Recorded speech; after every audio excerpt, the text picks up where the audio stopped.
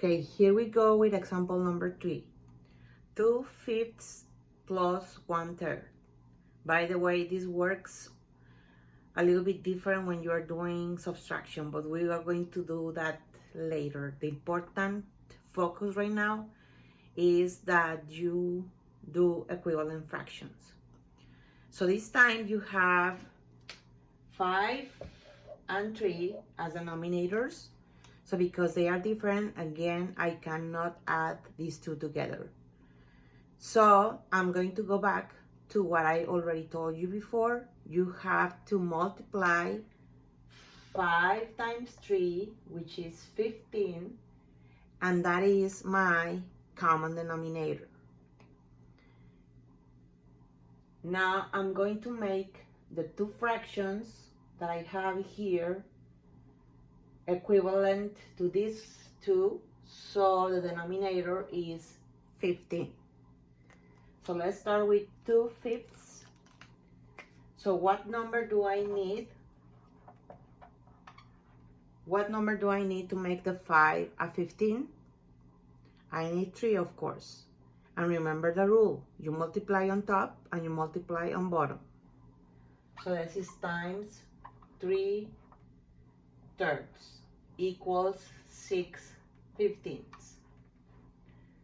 The second one is 1/3, and I also am looking for the 15 as a denominator, the common denominator. So I'm gonna do it here because I see my board is not big enough. So 1/3 times, now to make this 3/15, I have to do the opposite, and I'm going to multiply times 5. Remember the rule, 5 on top, 5 on bottom. So you got 5/15. These are called equivalent fractions of the two fractions that I had at the beginning. Okay, now you can add them together. 6/15 plus 5/15 is going to be equal 11/15. In this case, I cannot make that fraction smaller. Why? Because 11 is a prime number and there is no dividing 11 to make it smaller. The only number I can divide 11 is by 1. But if you want to divide the 11 by 1, you have to divide the 15 by 1. So it's going to be the same. My answer here is 11/15, and that's the end of it. That's the end of this example. Okay?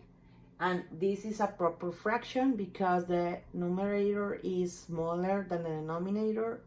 So I have to stop here because I can't do anymore.